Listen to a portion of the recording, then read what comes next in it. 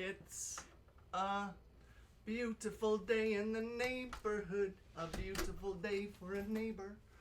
Would you be mine? Could you be mine? It's a neighborly day in this beauty wood, neighborly day for a beauty. Would you be mine? Could you be mine? I have always wanted to have a neighbor just like you. I've always wanted to live in a neighborhood with you. So let's make the most of this beautiful day. Since we're together, we might as well say, would you be mine? Could you be mine? Won't you be my neighbor? Won't you please? Please, won't you please? Please, won't you be my neighbor? All right, well, howdy, everyone. Both friend and foe alike. I didn't take too long to practice that all, actually. I know that song by heart. So, here's the deal. Something that I was picking up on the discussion board last sort of week and this weekend and everything like that. Here's what I didn't tell you about Kierkegaard last week. See, Kierkegaard also said, as soon as you label me, you erase me. That's how against stickers he was, right?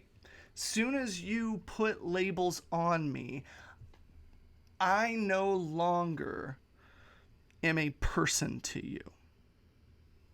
I am my stickers. But here's the thing.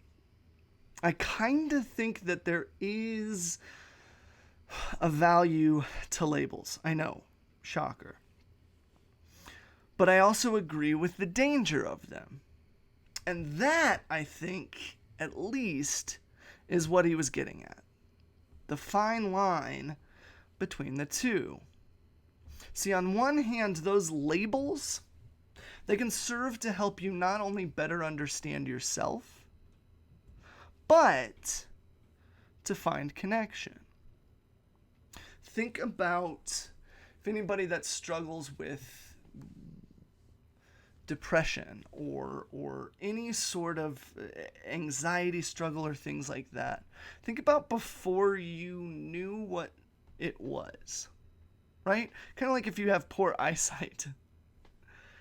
If you didn't know your eyes were going bad, you would just think, oh, trees are supposed to look like you draw them like a kid. From a distance, you're not supposed to see the different leaves.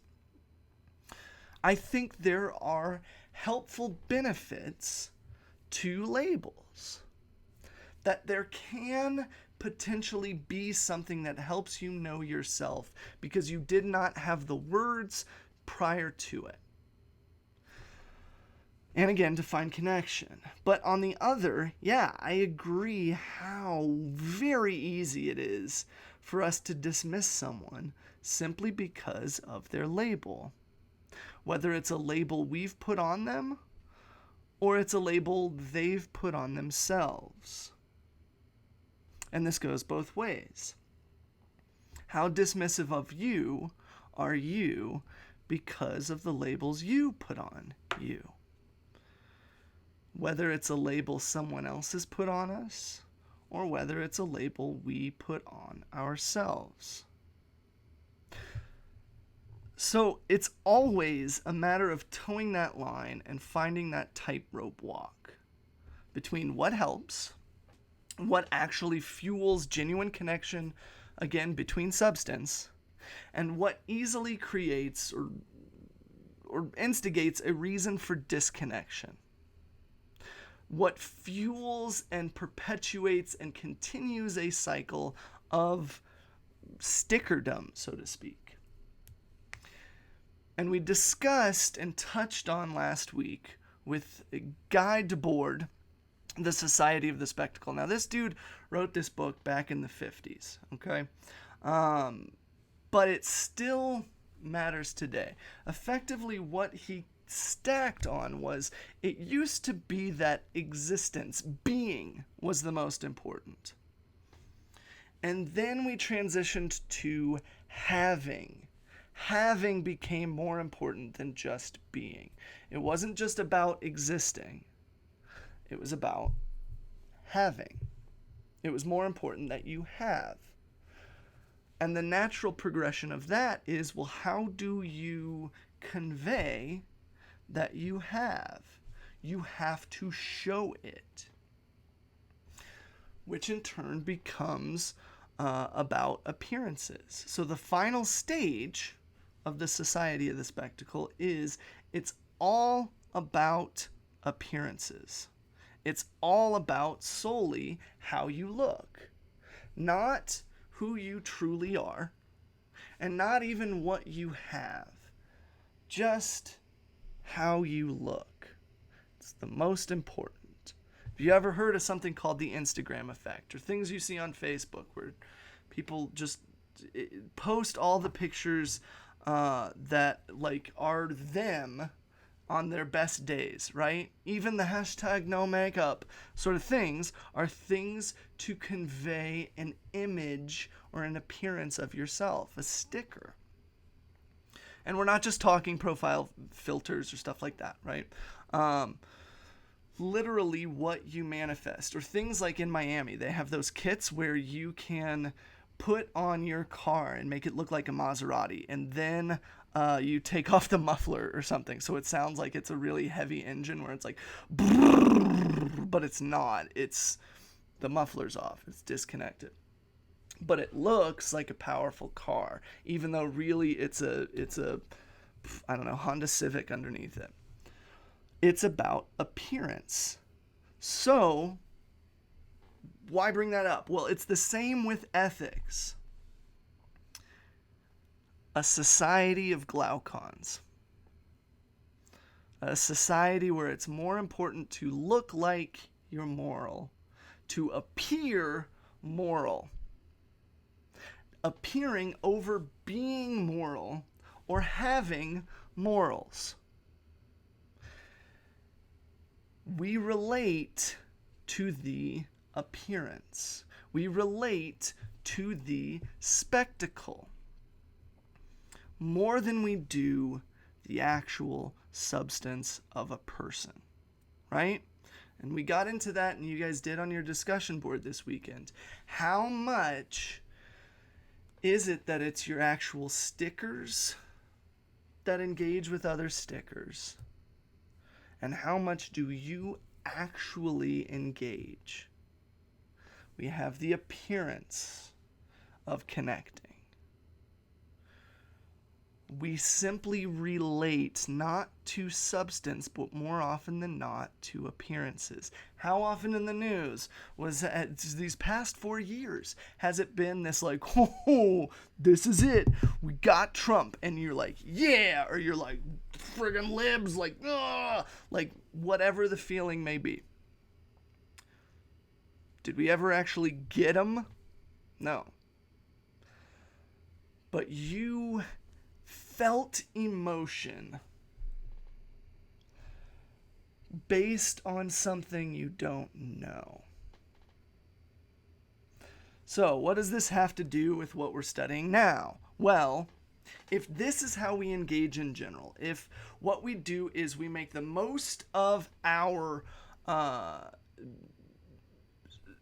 social perspective, we make the most out of our appearance, out of what it looks like, particularly online, our appearance on social media or things like that has value. It's almost currency, right? Our social standing is in effect almost like currency. The more social standing you have, the more currency you have. I just found out that on Twitter, if you have a blue check mark, you can modify or narrow your notifications to only other blue check marks, right? That blue check mark was everything, and it lets you then filter out everybody that doesn't have a blue check mark. So how does this relate? Well, if this is our general method of engaging, that we tend to relate more with the spectacle, we tend to engage not with Kierkegaard's authentic self, but in fact with the stickers. Our stickers and someone else's stickers, right? Well, if this is how we engage in general, then how is it any different than how we engage in politics and government? Are you actually, with 100% certainty, involved? Is your true substance involved and engaged in politics and formation of laws and the governments? Or is it all just relating to the spectacle? Is it all a method of maintaining the status quo of looking like you're engaged? Is it all just about appearances? Is it more about your stickers, your political involvement, than actually being involved? So, if you were to ask me, well, Reverend Christian Kumpost, whatever, what'd you do this weekend? Besides grading your papers, I had a very enthralling weekend. Now, a little backstory. I'm on Twitter, and I usually use Twitter very little, normally for just like non sequiturs, and mostly to post links to messages and sermons or things like that I've wrote that are on my website. Essentially linking to lengthy pieces on my website to post meaningful, thoughtful, vulnerable blips in and of themselves. What else do I use Twitter for? To convey probably my continued and increasing appreciation for Maggie Mae Smith, or to bring up random stories about my kids. But this weekend, well, for the past couple weeks actually, I've been trying to toy with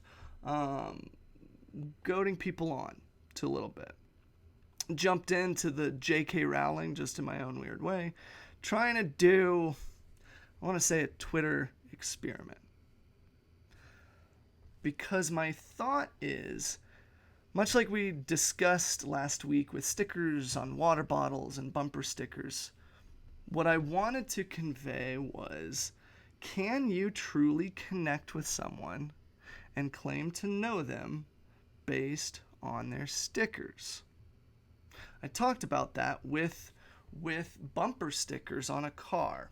I talked about that with, can you truly claim to know someone by their bumper stickers on their car? Now, again, I don't have Facebook. So anybody familiar with Twitter, you have a blip of a bio that you can say, right? And you can give information or nothing. Can you know someone truly by their bio? Can you truly claim to know someone by their tweets? Or is it just like bumper stickers? So this weekend, I decided to still keep fishing, see if I could do something. And boy, did I. More than I ever would have extensively thought. So randomly, I decided, hey, what's another thing that I could tentatively get into? What could I start? And really test out this theory of, can you know someone based on their stickers? And the same goes for online media presence, particularly social media. Can you really know someone through social media presence, especially on stuff where it's just the blips, right? Alex, I may just be low-key writing your final paper for you right now, or at least giving you a good amount to start it. But here's the thing. Can you really claim to be engaging in anything other than, well, the spectacle, the appearance of morality, the appearance of who you are, your stickers, like Glaucon said, like Kierkegaard alluded to. So here's the deal. Me, a relative nobody online, doesn't get the types and amounts of massive engagement when it comes to anything personal or vulnerable, or anything of me attempting to convey substance of me. You can look me up, look on Twitter, anything that is me being genuine, me being that sort of, here's something I truly want to share, doesn't get that type of engagement. So yesterday, I decided to keep testing it. Like I said, I tested it with the J.K. Rowling, and I tested it yesterday. Yeah, basically, I'm bored and I wanted to start beef. So I randomly started beef with Dean Cain on Twitter. If you don't know who Dean Cain is, I want to say that he was my Superman growing up, to be honest. I just missed the Christopher Reeves. I love those movies, but I just missed that. So Dean Cain was Superman, as he played Superman in The Adventures of Lois and Clark. And Clark Kent, obviously, he played both. So I decided to start some beef. Here's the thing. I will read you exactly what I said.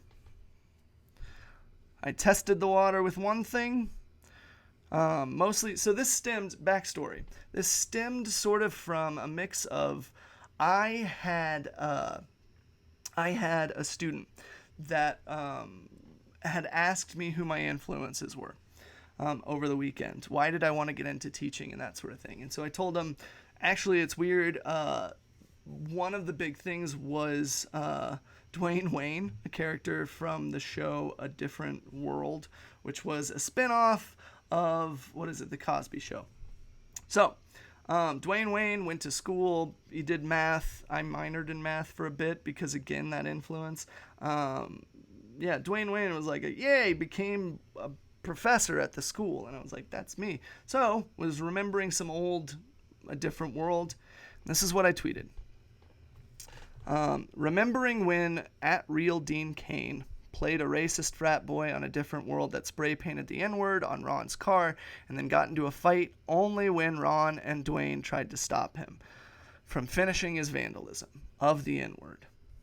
And then I kept going. Now I'm just wondering which fictional character he played on TV he's actually aligning with these days. And you might go, that doesn't make sense. Well, there was a whole thing of he had a whole thing about Superman and what could and couldn't be said these days.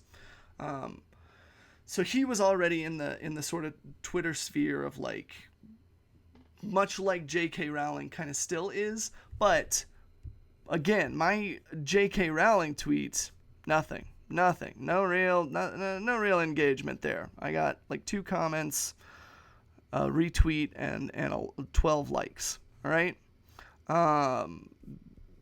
Again, and that was how many weeks ago? That was June 29th. So before we started. So then I find a clip of Dean Cain's little sort of acting, what he was acting in, his lines and what he said. So I found a clip and I posted it and said, hey, @RealDeanCain, is this you? And quoted the lines.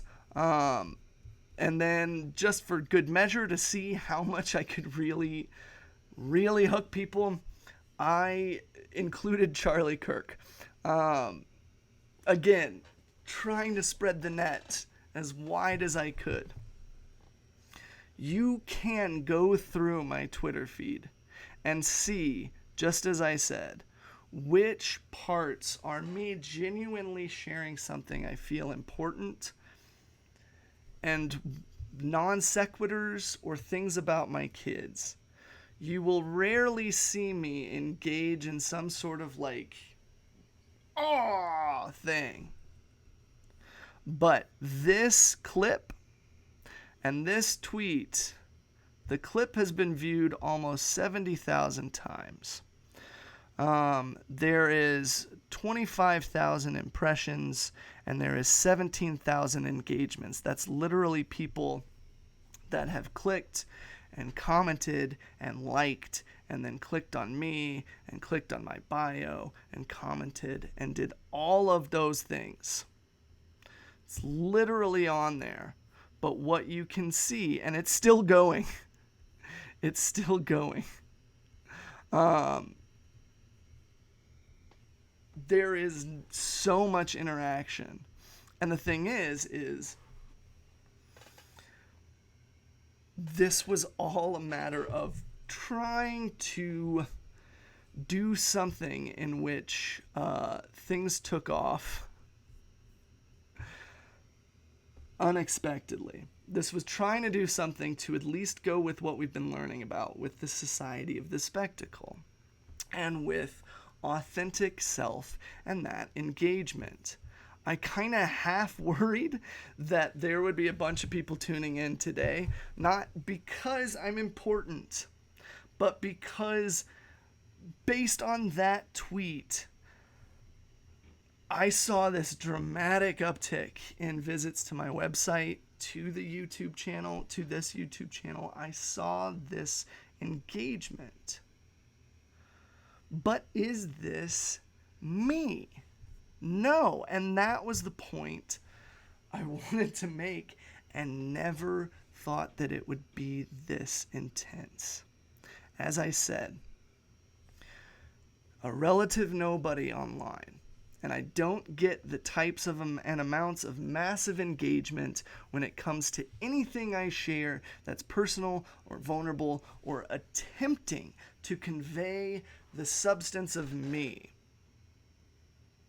But then I actively participate in the spectacle. I actively attempt to engage with stickers. Engage on a shallow level. I don't know Dean Cain. Personally, I can't say anything. And I don't know any of those people. They don't know me. I don't know them. But this is the amount of engagement I received off of engaging in the spectacle. And if, as I said last week, a characteristic of human nature is our longing to be seen and recognized, if that is an inherent characteristic of every single one of us, well, what do you think the comparison of engagements would teach me? When I'm truly attempting on social media, when I'm truly attempting to convey me, and I get nothing, am I seen when I'm truly attempting to be me and vulnerable and share? Or am I more so seen when I engage in what's fake, in what isn't real? When I participate in the spectacle and the stickers and the appearances? What do you think this whole exercise would seem to reinforce? What do you think it's telling me how I should engage with society as reinforced by that society? If I'm longing to be seen and the me that I'm trying to be, the substance, goes unnoticed, but I troll someone and get ridiculous views, do you think I would want to lean down that path? because it gets me the attention. It gets me seen. It doesn't get my substance seen, but what it does is reinforce a shallow seeing. Whether you're seen or your stickers are seen, something is going to be reinforced. And if society reinforces that stickers are important, then are you ever going to try and strive to reveal who you really are? Or are you going to continue to engage in the spectacle? What will shift and become the most important? If society reinforces that appearances and engaging in the spectacle are what get you seen, then what are you going to engage in?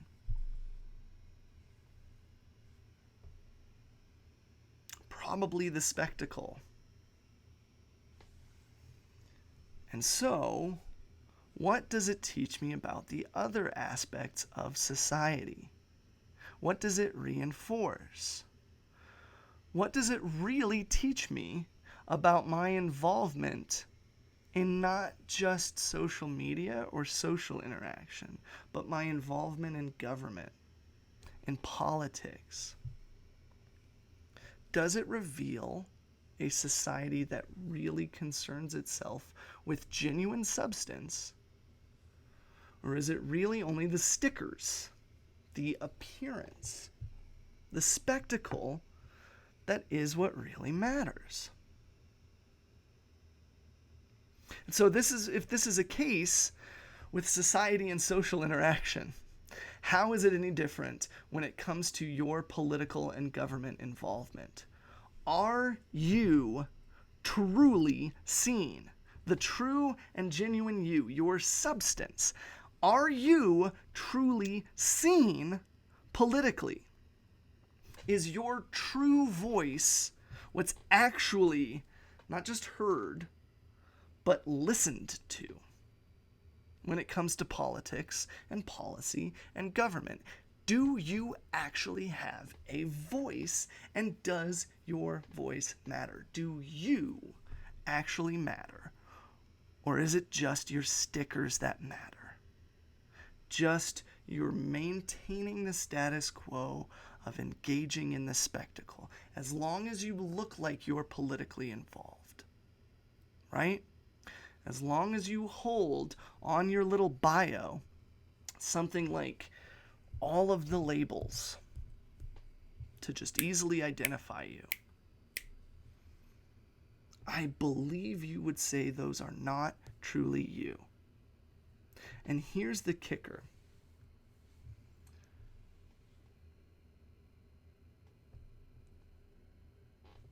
I'm thinking, because I kind of felt bad. I didn't mean for it to take off that much. And I feel bad. And I want to let everyone know this was for a lesson. Okay? At the expense of my social media currency, and at the expense of literally almost everyone engaged on there, worrying, who cares about me? I am an idiot. But worrying about things like, oh, he's a teacher? Like, this is what's wrong with liberals and liberal education. And I'm not. And this exactly proved it. And I know, again, we've talked about it in the discussion board. People feeling bad feels like kind of used. And I don't. So I may just have to post something and be like, here's this video. Here's my live stream where I talked about this or something. But here's the thing. How many people will believe it? How many people believe that this was planned and unintentionally blew up? Or how many people will think that this is just a cover? So you wouldn't know unless you truly knew me. And that's kind of the point I'm trying to make. That you wouldn't know. So if you were genuinely to be honest with yourself Are you actually truly involved with what's going on at the political level? In the government and the government of our nation? Or is it simply more important to look like you are? Put an American flag in your bio. Call yourself a patriot. Put the whole, what is it? Where we go one, we go all type of thing. Where we go all, we go one. I don't know. Is your voice, though, really heard? And does your voice really matter? In the politics and government of our country, or is it all just a show, a spectacle that you're participating in?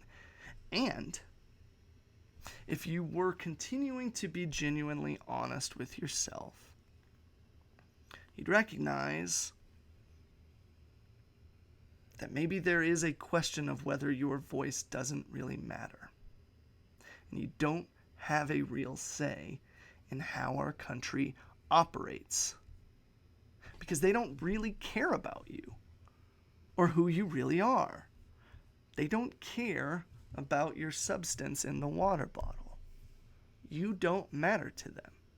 And none of us do. The only thing that matters is the appearance, the stickers. This is our first point of criticism of the justification of government. The question, if you're really honest with yourself, do you matter to this society? Do you matter to your government? And the ethical part of this is the follow-up question. Should you? Should you matter to your society? Should your voice make a difference? Or should we maintain that status quo where we all simply engage with our stickers, both socially and politically, and we never truly see each other? All appearances, and we never truly engage. Because we don't matter. Only our stickers do. Only what we look like online does. Anyway, so let's get into today's material, criticizing specifically that there is, in fact, no justification for government. Let's get into it. I'm going to read you a quote. Hold on. I got to pull it up. All right. In those days, there was no king. Everyone did what was right in their own eyes. In those days, there was no king. Everyone did what was right in their own eyes. What's that from? Some worrisome, barbarism, lawless disorder text? A nightmare? Describing a society in need of law and order? No. It's from the Old Testament. Judges 21:25. In fact, the rule of law at that time was no king. There was no king. That was the rule of law. There was a differing form of governing. Now, does this mean that it was all relative? When that statement said everyone did what was right in their own eyes, did that mean so society was a relativistic society? No, because it was specifically talking about the tribes of Israel who believed in Yahweh and followed Yahweh. But it was personal. It wasn't mandated. There was an objective right. But that statement in the original Hebrew, everyone did what was right in their own eyes, did not mean there was no such thing as right, or everyone had a differing right. It was they did what's right, and they did what's right, and we agree on what's right. But here's my view. I lost my mug. I forgot to bring it down. They viewed it in their own eyes. The message and them of the Old Testament was that there were the Israelites erred, began and continued. The message of the Old Testament and the message for them was a very common, consistent, cyclical theme. Whenever the Israelites erred, when that error began and continued with it began and continued with their request for a king. Why? To be like other nations. But they were never meant to be. And there's a long history where a structure of rulership of a government is what did the people of Israel in? What messed it up? A government was, in effect, their downfall. So let's talk about anarchy. And the short of it, just like I said, there is no justification for government. Anarchy is from the Greek meaning anti-hierarchy. What's that look like, and why do we correlate anarchy now with anti-government? How do we go from anti-hierarchy to anti-government? Or is there some way that government equals or equates to a hierarchy when you're opposed to a hierarchy? Well, I left you with those questions, so let's get into them. Okay, first up. Si ce n'est pas un légume, right? This is not a vegetable. In fact, there are no such thing as vegetables. Cool. Do you need a law to make you use the word vegetable? What about lines? Do you need a law to make sure you stand in line? Is it illegal to cut in a line? No. You're not going to get arrested. What about gossip? Is it illegal to gossip? No. We do have laws, but that gets super finicky and tricky, and that's part of the issue that we're getting into with what makes anarchy literally just being anti-hierarchy or a hierarchy or non-hierarchistic.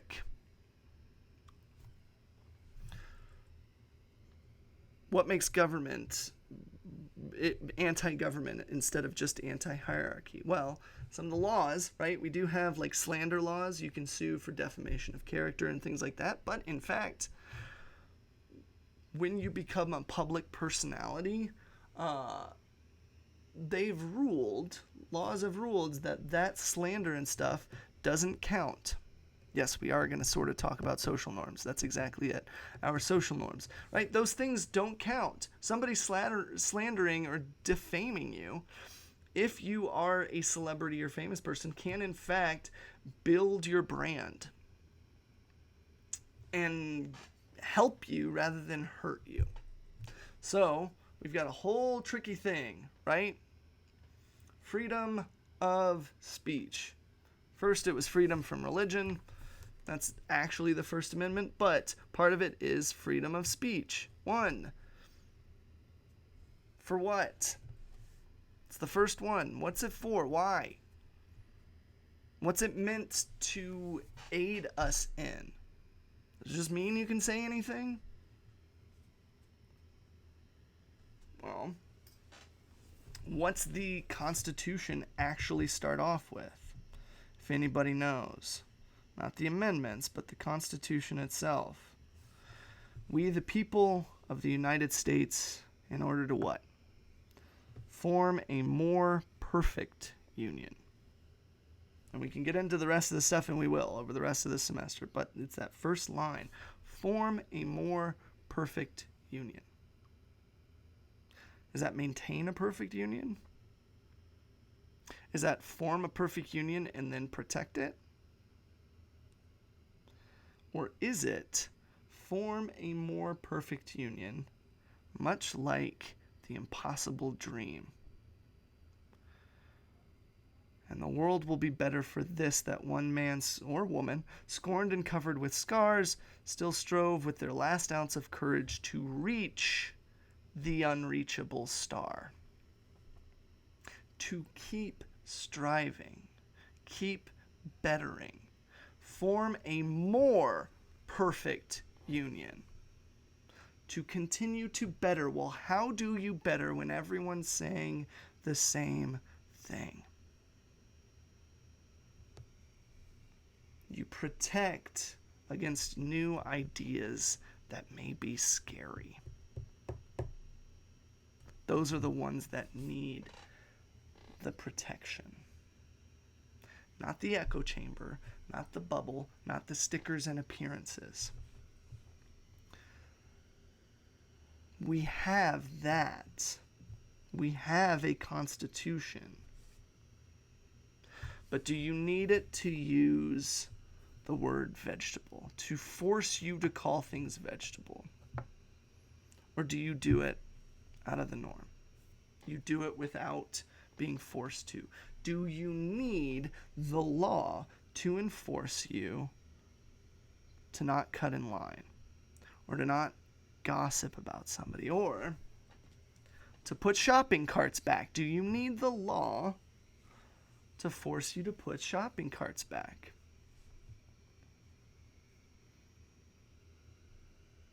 What about just any rules we follow without the need for legal consequences if we don't? Sure, no speed limits. You're in a rush. Maybe you'll speed, but why are you speeding in the first place? And if we rectified that, would you speed? Okay, so what about, I said shopping carts. What about seatbelts? Do you need a law to force you to wear seatbelts? It's weird because it is a law. What about wearing masks out in public? Do you need a law to do that? Well, seatbelts make sense. That's just safety. Okay. What about helmets for motorcyclists? You need a law? See, kind of touchy, but when we're talking about that, what's the difference? How is putting on a mask an infringement of your rights, but pulling you over and giving you a ticket for breaking the law because you didn't wear a seatbelt, not stepping on your rights? The data has shown that masks are to keep you from spreading it to everybody else, not to keep you from getting it. Seatbelts are to keep you safe. So again, why is it acceptable for the government to force you to wear a seatbelt when it's just about you? If you don't wear that seatbelt, it's really you who pays the consequences if you get into a wreck. If you ride a motorcycle and don't wear a helmet, it's really you that faces a lot more of the consequences. How do we pick and choose? And what, in fact, is government? Some of you wrote a few different things. A means of control and safety and freedom. Government gives those things, helps you to maintain a sense of order in your life, provides safety. But what does it provide? And again, does your government truly allow for your voice to be heard? See, much like everything I brought up in the beginning, the criticism of government and the first point of conveying the lack of justification for it, that's what we're getting into, is that your voice not only isn't heard, but really doesn't matter. It's an illusion. And so is the justification for government. It's an illusion. It's predicated on the acceptance of the illusion that your voice matters, that you matter, that you can make a difference, when in fact, you don't. Remember back to the beginning of the semester, I brought up about truth and how it can be uncomfortable. And then pose the question, would you rather be a comfortable slave or uncomfortably free? Because a comfortable slave is still what? A slave. The anarchist criticism serves to recognize that, sure, it is absolutely a comfortable and comforting illusion that you matter when you really don't. But nevertheless, it's still an illusion. In relationship terms, if someone pretends you matter to them and you don't, we usually call that gaslighting, right? And the anarchist criticism, and again, don't get hung up, the anarchist criticism of government is a hierarchy. A maintained illusion, and the first one is you don't really matter.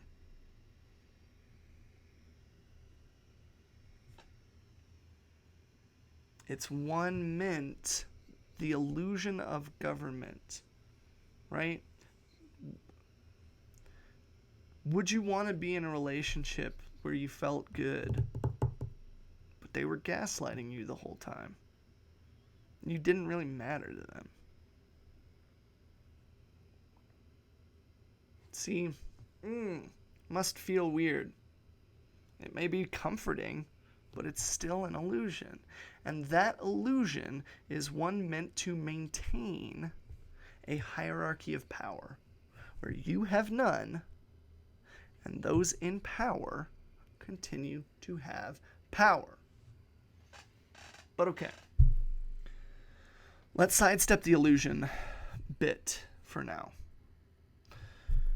Which, once we get into the anarchists' further criticism of government, that illusion, I think, is going to become all the more sinister. You'll start to see it's not just going to be gaslighting. So what is the difference between consent and coercion?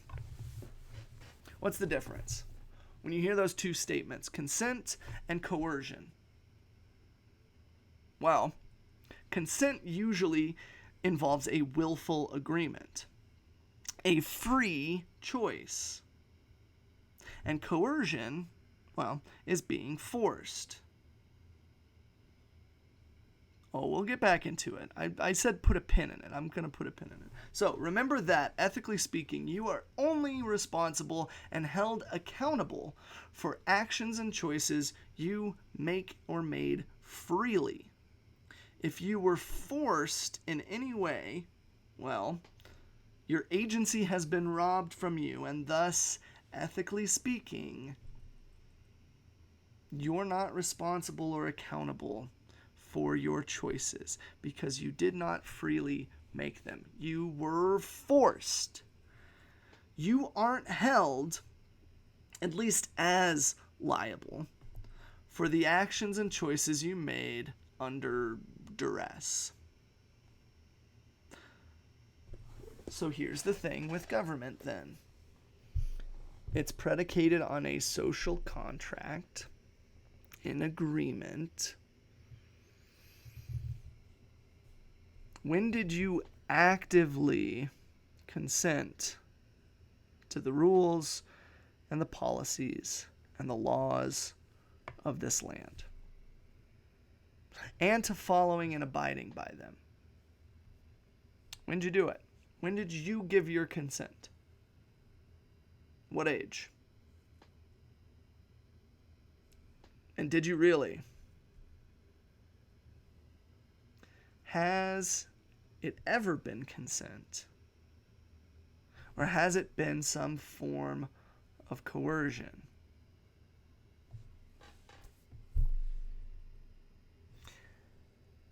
How free are you? Consent, forced, coerced. How free are you? And here's the caveat.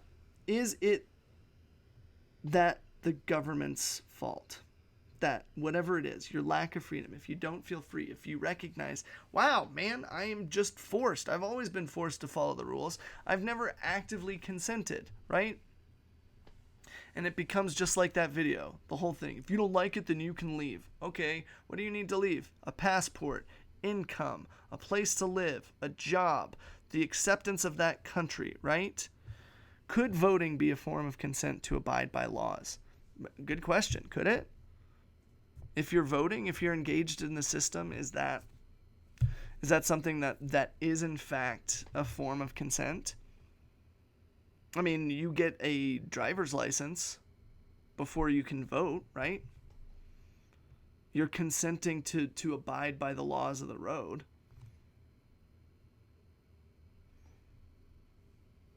Are you ever free, I guess is what I'm talking, Elliot. When you're really looking at it, yeah, you could view the voting, but this is where I think we need to pivot. How much power do you have? Does your voting voice actually matter? Are you it's like grabbing a shadow type of thing.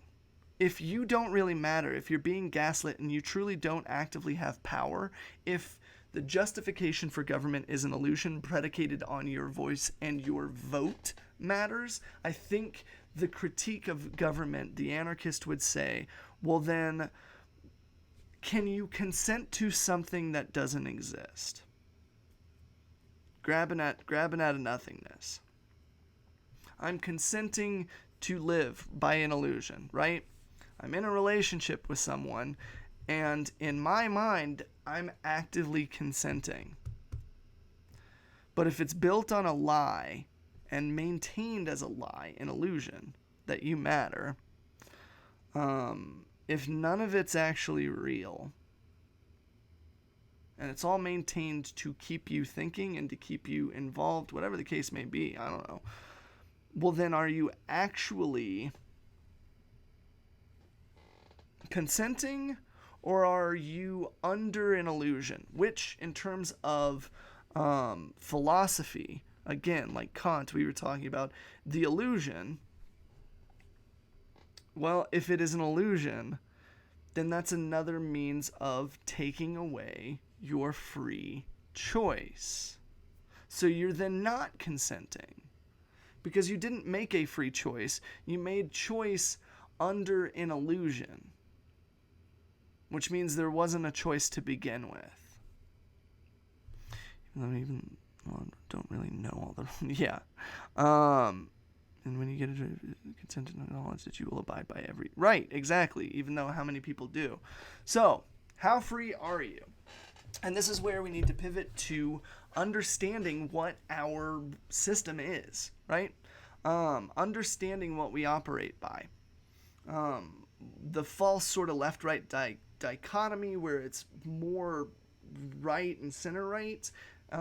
If you look to anywhere else in the world, our leftists, our Democrats are more center right. We don't have true leftists like the rest of the world have leftists. So again, a whole bunch of an illusion to maintain. But this is where we need to get into, and I don't mean to harp, but how free are you? We've brought up the idea of freedom being something where, like, less government involvement, right? Government doesn't tell me what to do, etc., right? It's the very libertarian perspective. And by libertarian, to anybody that's watching that's not in the class and is outside of the country, I mean libertarian like the Americans mean libertarian, not libertarian like the rest of the world means libertarian, which is usually like a socialist and socialism. So, libertarians, it's the very sense of like no government engagement, right? As long as the government's out, I'm free.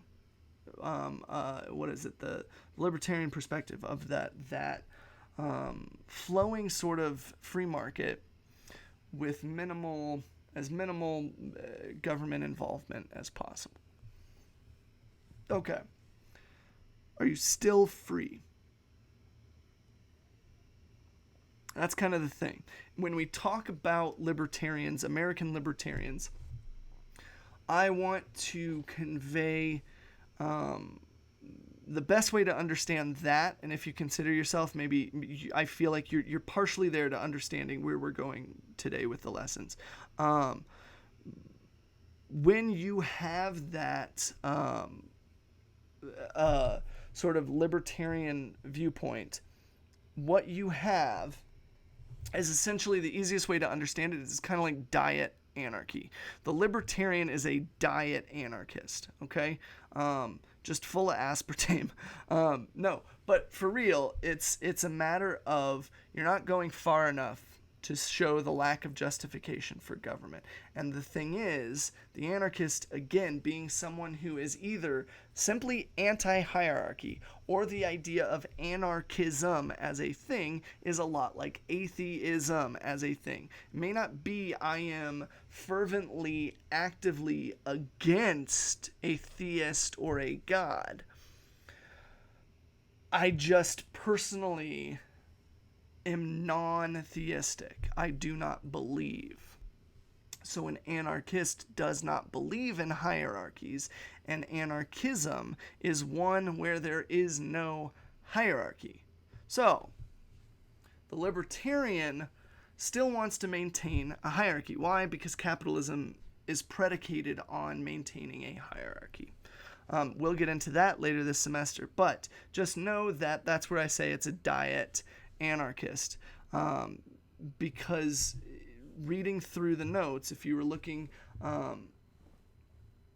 this goes back to, does your voice really in fact matter? That criticism of government, the lack of justification. Why?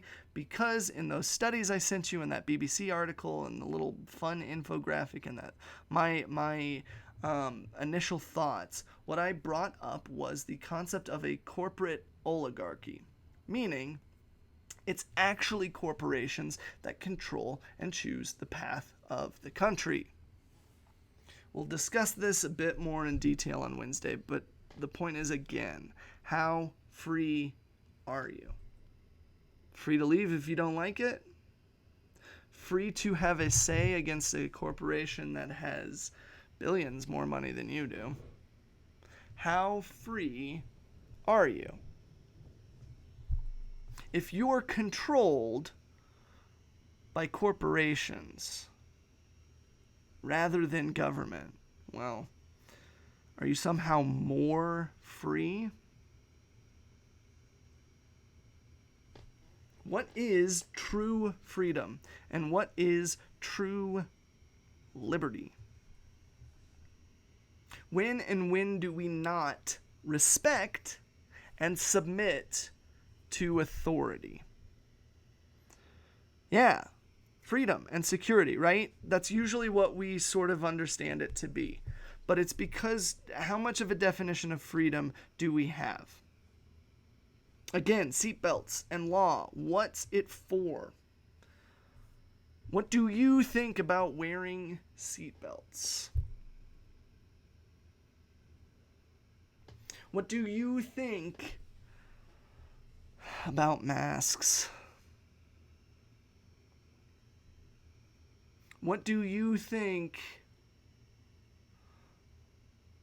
about racial protests? What do you think about vandalism? We'll see if there is no justification for government, then any law is in fact unjust. Any law, any limitation. Why? Because the anarchist would say any law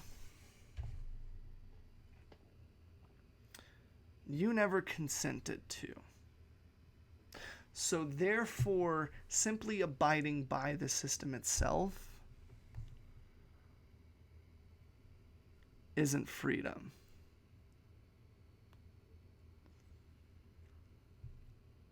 Not following the law is freedom. And there we've got the mindset and motivation of protesters, those crazy Antifas and anarchists and stuff, right? Because an unjust law, the only just thing to do is to break it. Because freedom or security. Right? I think here's the deal. Natalia, remember when we talked about the difference between binary and bimodal? I think that the freedom security seesaw is another one of those binary things. A zero sum. And we'll get into more zero sum stuff here in a little bit. But zero sum. If there are winners, there has to be losers, that sort of thing. So the more to be more secure, you have to give up more freedom. To give up freedom, you have to be less secure, right? But that's a misunderstanding, again, of, I think, the criticism of government. And I think, understand it, you're learning it from a civics class, which is teaching about the system, designed to maintain that system and that status quo. So there's going to have these weird false dichotomies, right? Because of a misunderstanding of freedom and security. I know that there are a lot of people, Germans, growing up in Germany, we would think high taxation is an incredible, they're giving up their freedoms for security because they have, universal health care and they have free higher education. And everyone is taxed up the wahoo for that. And we're like, taxation is theft, right? Again, libertarianism. Taxation is theft. And they may be right. But we'll get into in the end here, these concepts of freedom and security, or freedom and responsibility, freedom and liberty, all are a bit more complicated than just two-sided dichotomies, right? Zero-sum games. To the German, they would feel more free because they can have more chances for what they want to do after graduating high school. For the German, they feel more free because of the fact that they know if they're sick, they can get treated. Their freedom necessarily rests in that security. Does that make sense?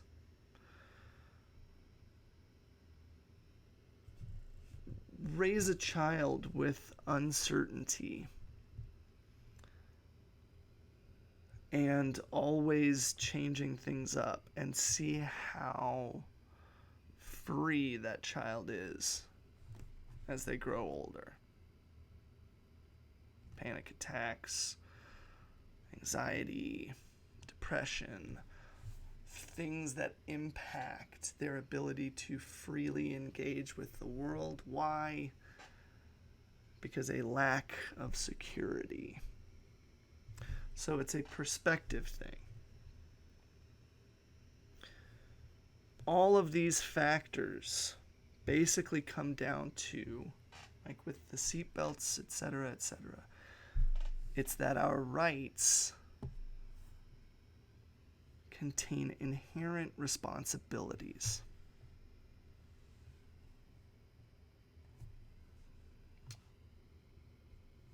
A well-armed militia for the I'm gonna read them when we get to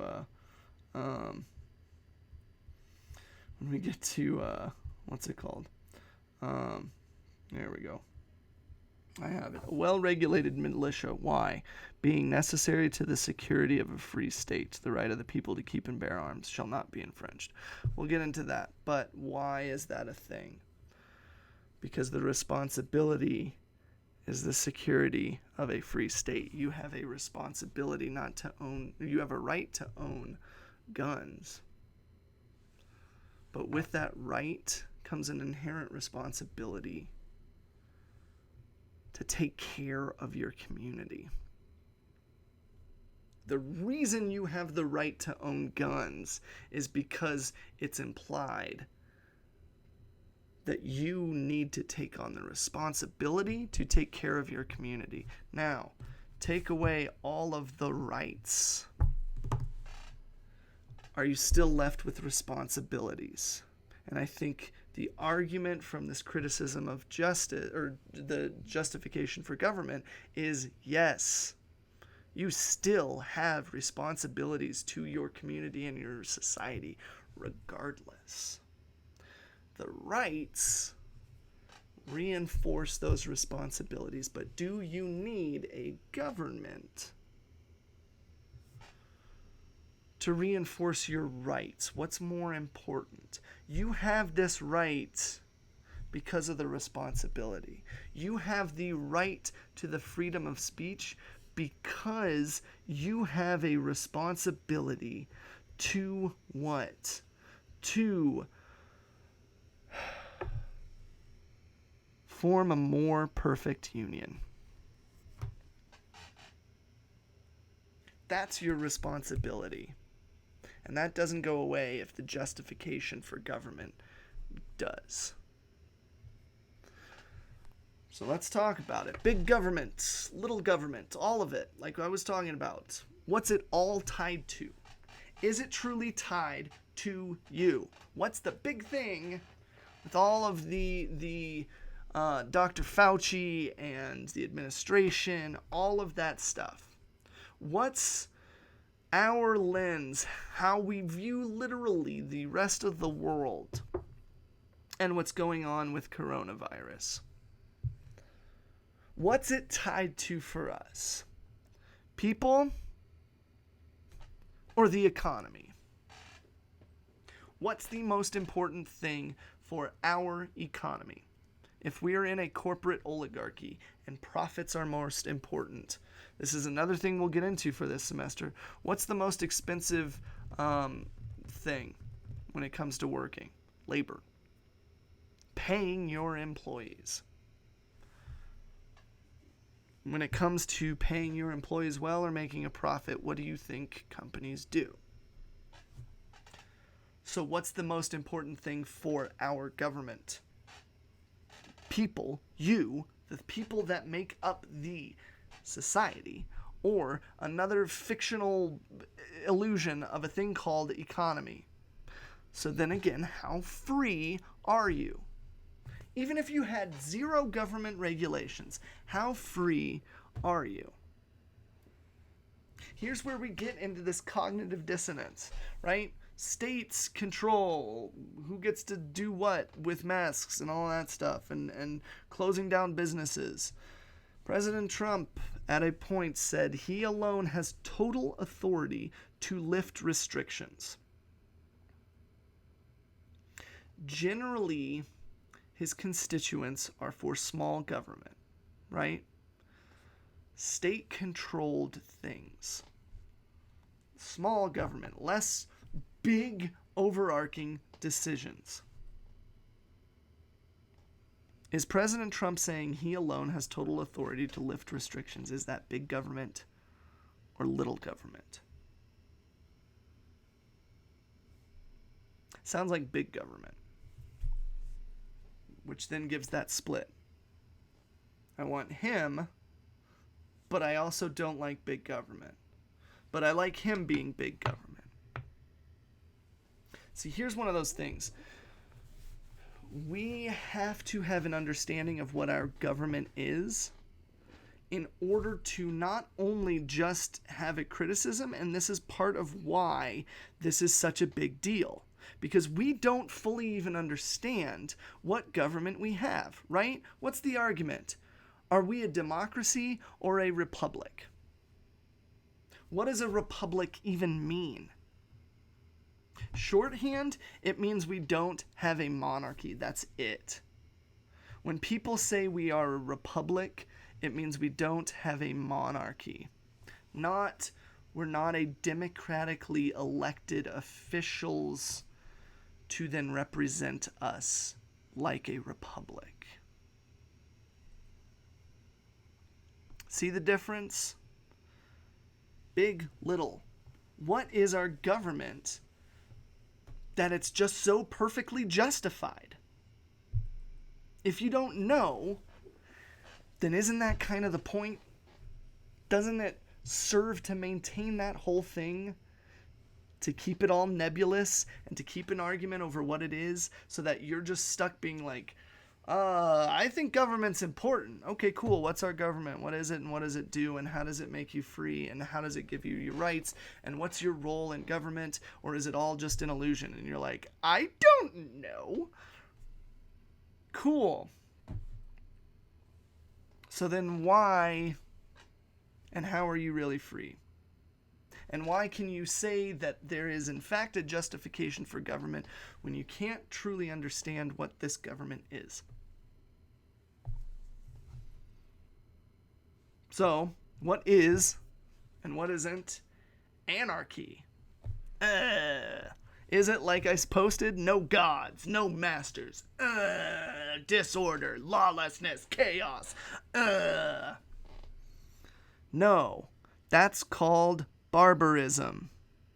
The absence of culture and civilization, extreme cruelty or brutality. I cannot stress this enough. If we're going to talk about what anarchy is, well, get it in your heads and make sure it sticks.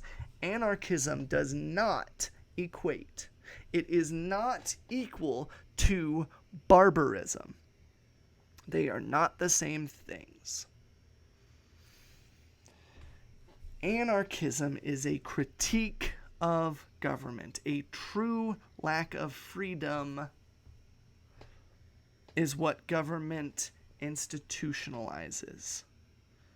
You are not free, even under an illusion. You are not free. You go out, you mail in your ballot, you participate in a system that doesn't care about you, and your vote doesn't matter. But it's important to make sure you think it matters. Why? Because if you start questioning the system, what happens? If you start seeing how little freedom you have, what happens? If you are under a government and you have a true lack of freedom, then that's a lack of freedom to grow, a lack of freedom to challenge yourself, a lack of freedom to become. What do I mean by this? Critique number 2 or 3 of the justification for government. The existence of a government will always be a force, not consensual.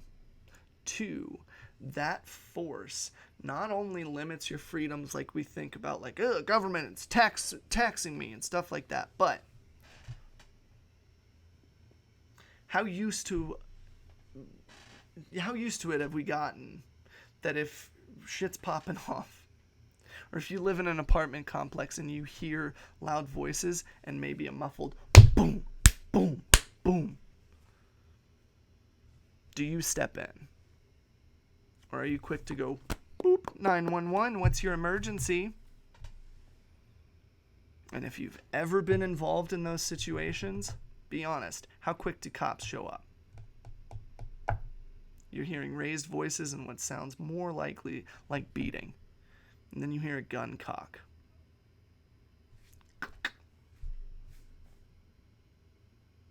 Do you call the cops again? Do you see how the enforcement, just the illusion, keeps you from acting, keeps you from engaging? We've got the fear of lawlessness and disorder. One, I'm going to approach it from a simple libertarian pro-business standpoint, right? Okay. Defund police, all of that stuff, right?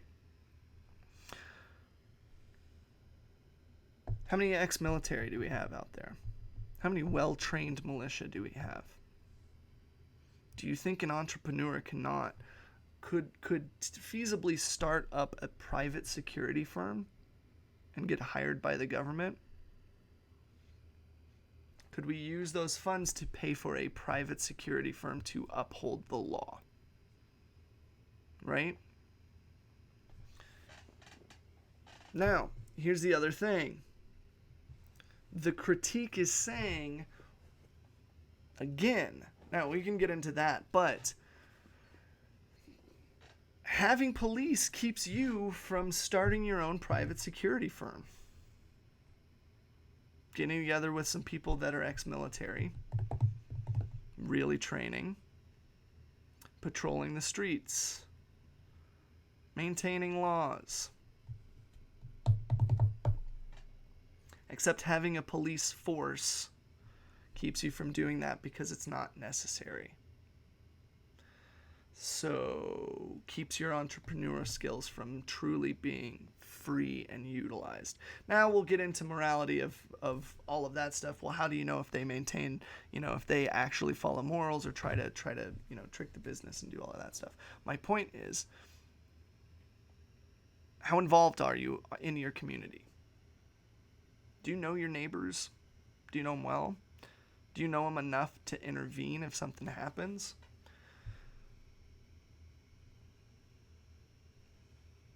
Right to bear arms.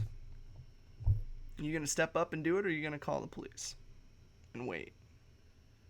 Do you see how this force of coercion limits our ability to act? Not just what choices we can act in, but how we act. Electoral college. Any government that depends on a few at the top deciding for the rest. And then there's this whole number of steps and stages in between that can cause an incredible loss of information. Right? Does your voice really matter? Do you actually have a say in the policies and anything of our governing? It's kind of like the telephone game, right? If anybody's played telephone, all it takes is one asshole, right? Especially when you have a consistent view. If you're just like, my spoon is too big, pass it on. My spoon is too big, pass it on. My spoon is too big, pass it on. And they're just like, okay. And then somebody's like, I have a banana. And everyone else is like, I have a banana. I have a banana, pass it on. And then it gets to the end, and we vote for bananas. And they're like, no, we were just complaining about our spoons being too big. Why the hell do we get to, having bananas now? We don't even want that, right? That's all it takes. And the justification for government always comes by force, not consent. There is no true liberty and freedom.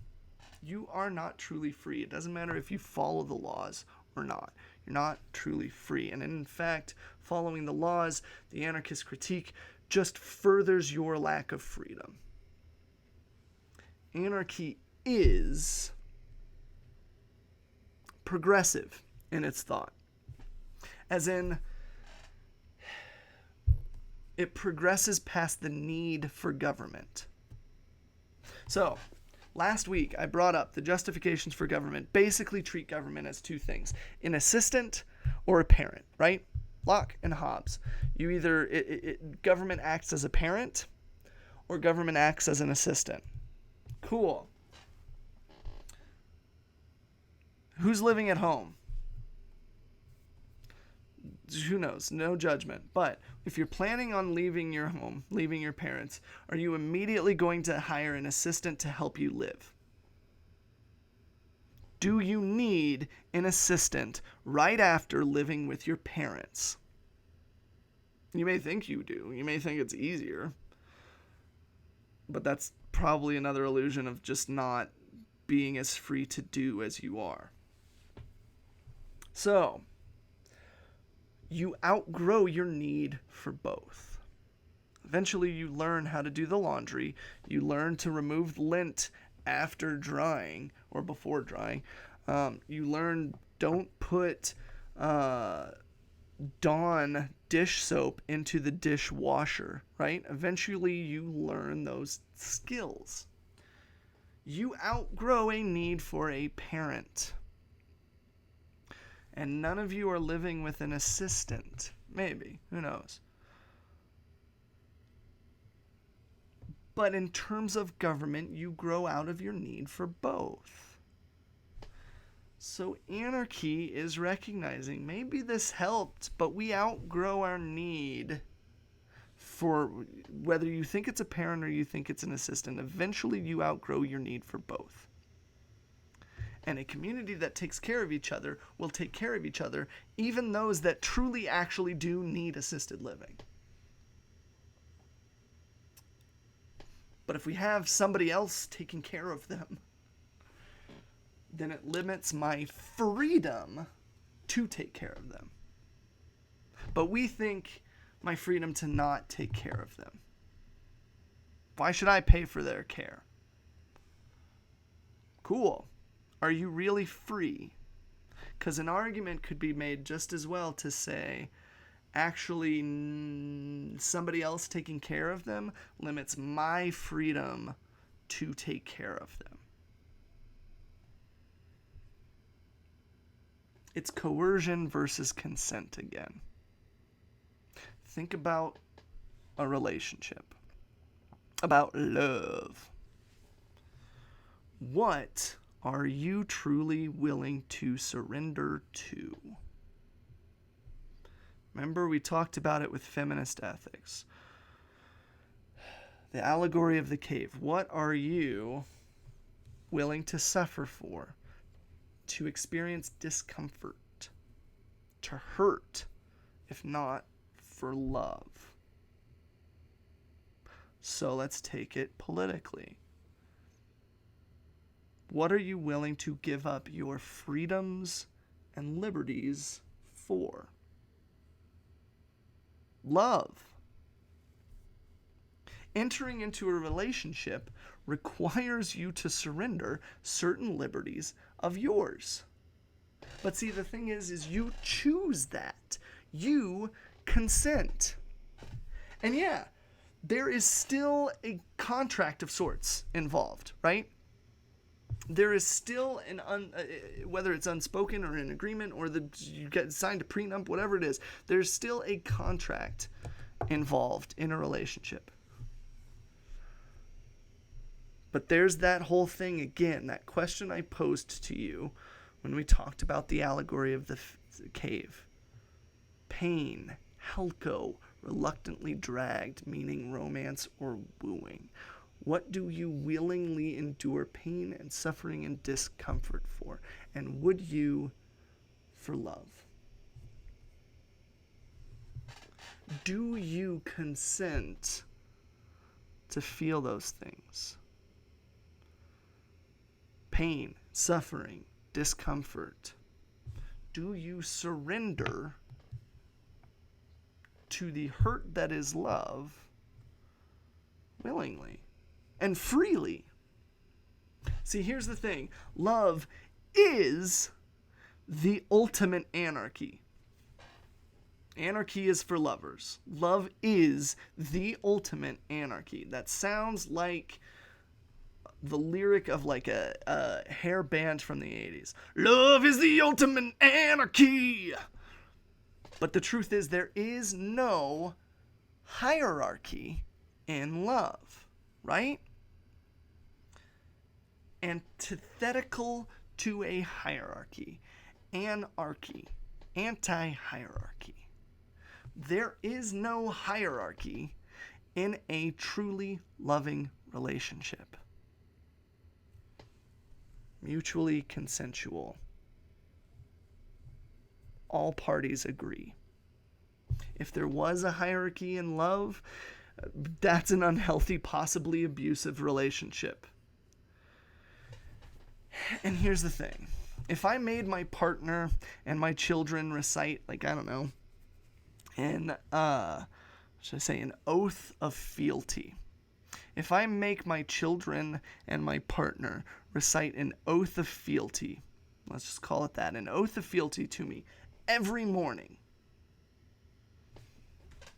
to just swear their fealty to me every morning, is that love? Or is that starting to sound kind of cultish, right? Making them swear, pledge their fealty to me every morning, day after day. They start their morning. Is it love or is it cultish? See? Love is, in and of itself, the oath. I don't need them to say their undying pledge every morning, because that comes across as indoctrination, which again sounds pretty cultish to me. Fealty. Think of it this way, Elliot. What do we do in schools across the country every morning? It's not called an oath of fealty. It's called a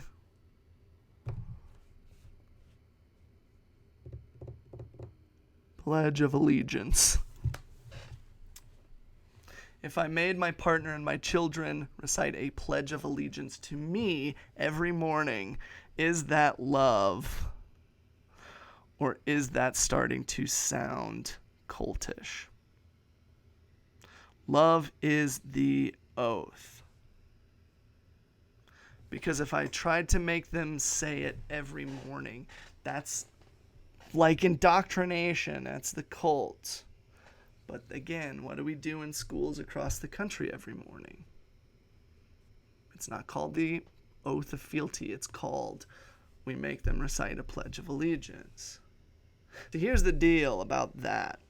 I always thought that it was a one and done sort of thing. Like, once you've pledged your allegiance, you don't really need to keep on pledging, right? It's kind of like the kid, if anybody went to church and like did a lot of church stuff growing up, it's kind of like the kid that goes to the front of the church every Sunday morning during the altar call, right? Like when they're like, would anybody like to commit their life to Jesus? And there's that one kid that's like, doesn't get it, and so just always goes down every morning, every Sunday morning, and you're like, it's kind of a one and done thing, dude. Once you give your life to Jesus, it's given, right? If you know that, it's kind of weird. That kid, everybody always is like, all right. You don't really know if it's really necessary. It's how necessary is it to go every Sunday morning, right? If you're Catholic, there's confession, I get it, but with those sort of evangelical like altar calls where they dim the lights and the smoke machine plays and the worship leader is just playing like a super like mellow like yeah, and it's like and they're like, oh yeah, I gotta give my life to Jesus again. It was like, didn't you just do that last week? Like, I get it, but is it really necessary? And see, that again is the point. The necessity of the contract. See, anarchy does in fact propose a contract, but the contract is one that is consented to. So then, where does true autonomy freedom, liberty, agency, freedom to act. Where does that lay? Whom do you serve? Choose for today. What did Jesus say? My kingdom isn't of this world. Is America God's kingdom? Have you ever heard that phrase, if everyone is special, then no one is? Right? Have you ever heard that? If everyone is special, then no one is. Probably The Incredibles, right? The villain said that. Syndrome! The Incredibles is a very Ayn Randian egoist doctrine of a film. And when you watch it through the lens of now knowing Randian egoism, you begin to see all the bits that support Ayn Rand and her philosophy. And once you see it, you can't unsee it. If everyone is special, then no one is. It's a great, great phrase to combat equality. It's a great phrase to undermine human value. An incredibly great phrase to maintain a hierarchy of human value, human worth. Why? Because there are sharks and there are minnows. And most of us, we're minnows. If everyone is special, then no one is. The minnows don't need as much as the sharks. Sharks need more. Minnows don't need a raise in minimum wage. If everyone is special, then no one is. Participation trophies. If we all win, then really we all lose. Because there has to be losers for there to be winners. And this is what I was talking about back at the beginning, called a zero-sum game. In order to gain something, something has to be lost. In order to win, someone has to lose. If everyone is special, a special and beautiful and unique snowflake, if everyone is, then no one is. Okay. If you believe the logic is true with that, and if you believe the logic holds true for that statement, then it must necessarily hold equally as true for its negation. If everyone is special, then no one is. So, what if everyone is utter shit? If everyone is utter shite, then no one is utter shite. And so you see, anarchy as a political philosophy and ethics begin to mirror feminism as a personal ethical theory. Because the value of a person always lay in their potential for importance to you. Everyone can potentially become important to you.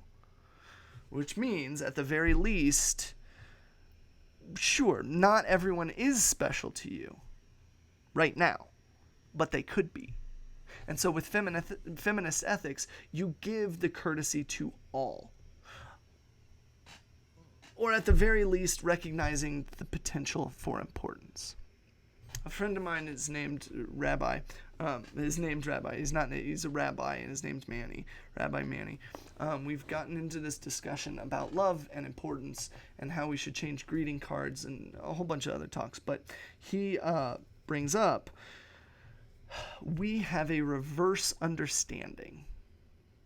We think that we love something, and therefore it's important. But really, it's the important things that we love. I still can say I love my first girlfriend. San Antonio, weird relationship. I'm not going to mention her by name because I'm going to keep this up and just kind of post it on Twitter to try and give people understanding. But I also love pizza. I can do without pizza. My kids, I love them, but their love isn't important to me. I don't love them to get love back. That's unhealthy. I love them because they are important to me.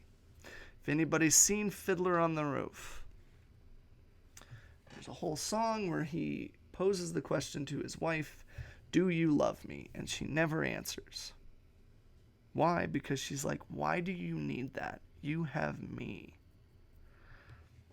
Cart before the horse. We think that we love something because of its importance to us, but really, or we think that the only thing that's important to us are the things we love, but really, it's their importance that causes that love. When I can't live without them, then I love them. Their importance to me. And it's, again, like we've talked about previously in the semester, worth comes from your fighting. We want to fight for a worthy cause, when really your willingness to fight is what makes it worthy. And if you recognize that potential, then there is always potential for it to be actualized, which means, well, if everyone is potentially special to you, then everyone has an inherent specialness. See, love is a surrender of control that gives control. Love. And that comes through consent. To surrender to love, to surrender to something that you cannot control, is consensual. And then you realize you are just as special as everyone is potentially to you. You are special. Even if it's just to me. A silly, daft, cheeky cat of a Professor Reverend who you see weekly on a computer screen, but who has not truly seen you. You are special to me. And it's you I like. You don't have to believe me for it to be true. You don't have to believe it for it to be true. But the anarchist? Well, the anarchist philosophy and ethics rests on the supposition that all merit a say. All merit the freedom to choose, not out of coercion and force, but out of consent, freely surrendering to the contract of love. Do you believe you're worth it? Are you worth your voice mattering? Are you worth life and love and freedom? Are you worth it? See, one of the objections is that without a government, you're forced to rely on others, and that robs you of your autonomy. And I don't know if personally I would call reliance on others giving them all the power, as much as I would call that trust. See, have you ever been in a relationship? You ever plan on being in a relationship? Is that reliance on your partner called giving them all the power? Or is it called love? I know this sounds all namby-pamby, but maybe utopia isn't a place that needs to be found, or a thing that needs to be achieved. Maybe utopia is a state of being, like being in love. So how do you fall in love? Is it something you choose? Are you like, you, make me fall in love with you? I don't. I in fact hate you, but I'm choosing you to make me fall in love with you. Do you choose it, or is it something that happens to you? And how do you love others? How do you personally fall in love, meaning how do you find yourself being loved? And how do you personally love others, meaning how do you find yourself loving others? What does love look like to you? Coercion or consent?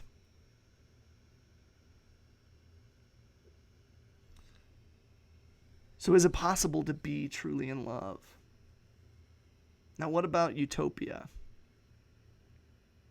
What about a society based on that? I won't even call it utopia. What about a government-less society? Not one that's free from governing, but a culture and society free from government. Is it just as possible if love is possible? And yeah, it can sound all namby-pamby, hippy-dippy, Muppets singing song and dance, Rainbow Connection crap. But if you truly believe in the power of love, then in fact you do believe in anarchy, the anarchist would argue. Because you believe in consent. And if you can love and freely love and trust and surrender freedom, surrender security, then what's to say you can't do that and outgrow a need for government? If you can love and engage in a relationship of true love, if you can engage in that, why can't you do it across the board? And if I told you right here and right now, someday you are guaranteed that you will fall in love, or you will find happiness, and you know what? You have no choice. You will fall in love. Well, would that somehow lessen the experience of love when it happens? Or are you saying, well, I believe in the power of love. Cool, so you believe you don't need a prenup? You don't believe you need some sort of tete-a-tete of what happens to Blythe? Remind me to post a sticker, Natalia. Remind me to post a sticker, or a picture, not a sticker, a picture of a license plate I took, and I was like, this is choice. Anyway, I'll post that in the announcements, actually. So, point is, if you believe that you don't need to have some sort of prenuptial agreement and things to truly be in love and be in a relationship with someone, you can do so consensually, then again, you are an anarchist. And if it can be achieved there, why can't it be achieved here? If having a government is, what if they could greatly benefit society while at the same time we don't really need them? Yeah, that is, so you're bringing up the theoretical anarchist. That's exactly that. The theoretical anarchist, the book says, is the one that says, I'm an anarchist. I don't believe in the justification for government, but it's an important illusion. It's a necessary illusion. And I think the question is, and it's something we're going to get into, not just this section, but next section too, and will be great for the discussion board, is I think one of the big things we need to look at is, does our government truly benefit us, right? Even if it's potentially, and how much, and this is where we're going to get into next class and kind of spend the rest of the semester, because we still have to cover 2 class worth of material on civil disobedience. But that, I think, is the difference between a civil disobeyer, I would say, or someone like a revolutionary, and an anarchist. Because I think a revolutionary is going to say, hey, our current form of government is bad, but I don't believe that government itself is bad. And we'll say, so what we need is a revolution, and we'll be like, let's revolt and overthrow the government, right? And start a new one. The anarchist is going to say yes, but it still will always be force. There will never be consent. Government, The only justification for government, the anarchist says, is one out of coercion, one out of force. And if that's the case, you will never be free, no matter what government you set up. Now, that's different, and this is where I've got to say, that's different than barbarism. Again, I'm not talking anarchism with barbarism. I know in the news, I know with all of the like Twitter stuff, I've seen it, all of the feeds, I know that we have this antiquated view of anarchy equaling barbarism, equaling no sense of governing. But imagine a small society. Maybe, you know what? I'll post, because I have a friend that did a whole series on what, let's just say, what an anarchist society would look like. How would that look? And if you want, it's kind of like a short, like, YouTube series. I think the first video is even titled, What Would an Anarchist Society Even Look Like? How would that work? I'll post that if that would help. And that way, I think total it's like 50 minutes, so it's not even an hour, but they're short little series. He goes over just the structure of the society. He goes over what police and military would look like in an anarchist society, that sort of thing. It's helpful to understand because we're not looking at a lack of governing, okay? Remember that an anarchist society would still have a system of governing, but it would be consensual, much like being in a relationship.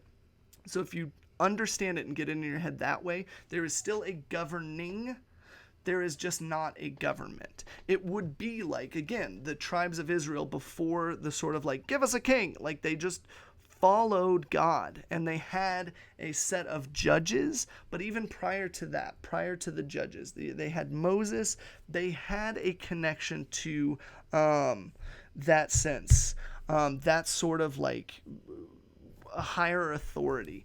In your opinion, is that hippy dippy anarchist? I think it is. I think it could be. I mean, like, there is a whole Tolstoy, the author, Christian author, was a Christian anarchist. That's a whole thing that we don't have time to get into, but is kind of a fun huge theological thing. Natalia, look up Christian anarchy, and there's a lot there. There's a number of Tolstoy. Effectively, I know I have the quote somewhere, and I'll just say that Tolstoy considers himself a Christian anarchist, but let's see what his here's his quote: Christianity, with its doctrine of humility, of forgiveness, of love, is directly incompatible with the state, with government, with its haughtiness, its violence, its punishment, and its wars. So somebody else, a Christian anarchist does not depend on bullets or ballots to achieve his ideal. He achieves that ideal daily by one-man revolution with which he faces a decadent, confused, and dying world. Strives to be a Don Quixote. Well, see, this is the thing. It would have to probably start small, right? So yeah, I'll totally, okay. I'll post it. I'll post the video series in the announcement too, because I think when it's broken down, because I'm not good at like discussing that. I'm only teaching the material and a bit of like trying to get it understandable. But I'll post in the I'll in the announcement. I'll give that because I think that yeah. I'll give that to you so you can look into, and there'll be discussion board, and so any of those types of things, right? See, but here's the thing, because I think it's wrong if the system or the government makes those choices for you. Personally, I think that's the thing, right? That's the thing we all struggle with, is the government making choices for you. But here's the thing that I think this is what builds with this. Why not work to make a system you choose to follow, right? You willingly consent. Because if you say, I'm going to freely choose X because I want to, and the government says, you choose X, is that really the government taking away your choice? If what that government does falls in line with your free choice, is it really the government taking away your choice? If you yourself personally are willing to love and make choices of love and charity and care and compassion to your fellow man, well then if you personally work to make a government that does the same, is that government doing what you automatically do personally? Isn't it aiding in those choices that you would make personally? See, here's the thing. I think that we're a little stuck. Yes, I think that, again, the few takeaways, there is a difference between a government and a governed society, right? The anarchist still believes in a system of governing, but believes there's no justification for government. Why? Because any justification for government comes by force.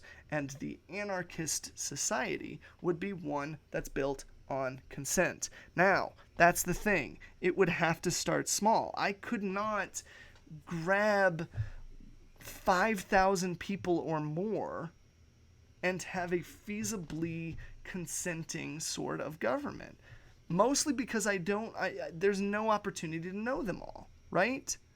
Do you know the time? Okay, just look back at that tweet and all of those things. Maybe I could get a personal relationship with one or two. Dean Cain, I'm looking at you. Love to have a friendship with you, buddy. But maybe one or two. But the tens and 20s of thousands of people that interacted with that tweet, is it feasible at all for me to know every single one of them truly and them to know me? No, it has to start small. And I think that that's, again, that video series I'll post to make sure there's that. But here's the thing. Once you choose to love, yeah, I think there's no way unless it's done or tried. Once you choose to love, to care, and to have compassion for your fellow man, I think you're faced with one of two options. That is, once you recognize how big the world is and how many people are in it for you to love and to care for. One road, I think, leads to you choosing to see government as that aid, just like you were bringing up into, like that sense of having government work for us. To see government as an assistant that helps you in your quest to care for all. And I think that's called big government in a lot of people's minds.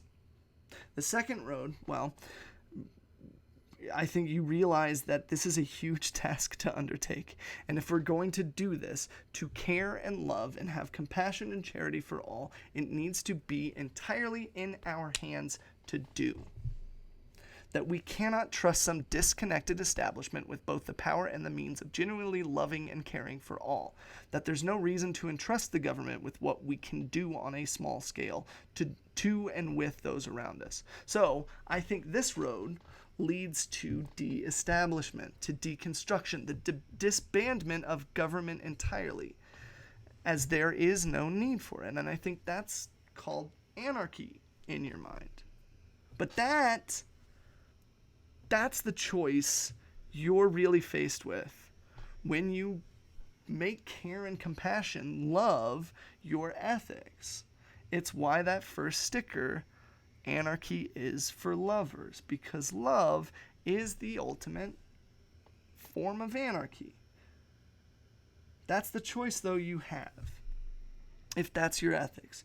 You work to build a government that meets your needs in caring and loving all, and works to do what you can't in caring and loving, that meets the needs of all of those that you can't personally meet and care for yourself. Or we disband the government entirely and recognize the lack of justification for it, and we form close communities of care, where we, the people, in order to form a more perfect union, are truly in charge of meeting needs. I don't know what's up to you, but again, I feel like Tolstoy would say something like, yeah, because Jesus said, my kingdom isn't of this world. I'm not an American patriot. I'm a follower of Christ. So lastly, and I know this is a little late, but it still comes back to this. How much worth do you truly believe you have? How much do you matter? What do you deserve? I'll repeat what I said earlier. You are special. Even if it's just to me. A silly, daft, cheeky cat of a professor reverend who you see weekly on a computer screen, but has not truly seen you and looked into your eyes. You are special to me, and it's you I like. Believe it, and maybe go change the world. With that, time to move on and talk about justice. Content is now going live with justice. Let's see. Week 9, boom, boom. Nope, that's not it. With justice, waiting for you. And you have a little bit more to do for this section just because I wanted to have like a nice hidden thing. But content's now ready. I want you to read the first half of section 6.2 and stop when you get to Rawls and justice as fairness. Remember, here's the thing. As you're reading, what I want you to do is think about what the last line of the Pledge of Allegiance is, if you remember that. Is it with liberty and justice for some? Or is it with liberty and justice for those who can't afford it? Or is it with liberty and justice for those who actually contribute to our economy and society? Question I want you to be pondering is, what is true justice and who deserves it? I say deserves because that could be a part of it, whether or not we think someone deserves justice, the should. So, here's the thing. All of that stuff, go on, read the first half of 6.2 and stop at John Rawls. The content's up there. Speaking of content, don't forget, your topic for your final paper must be selected and approved by this Friday. I'll remind you again on Wednesday. Your ethical interview and reflection summary is due by next Friday, the 24th, as is the discussion board for it. Last chance tonight for the extra credit on your personal ethics papers. You've got until 11:59 tonight to get all of your comments and connective discussion on them. I will be finishing and finalizing your papers and their grade this week, work on the extra credit and get it plugged in. So you will have that before the week is over, all right? Be working on your interviews, and remember, you've got more than just the questionnaire. You've got to write a summary, a reflection, and a summary. With that, hey, I will, indivisible, with liberty and justice for who? With that, see you next time, neighbor. It's such a good feeling to know you're alive. It's such a happy feeling. You're growing inside, and when you wake up, ready to say, I think I'll make a snappy new day. It's such a good feeling, very good feeling. I'll be back when the day is new, and I'll have more ideas for you, and you'll have things you'll want to talk about. I will too. You always make each day such a special day. You know how? By just your being you. There's only one person in the whole world exactly like you. Getting choked up just reading it. And that's yourself. And people can like you exactly as you are. I will post that. So long, neighbor. See you Wednesday.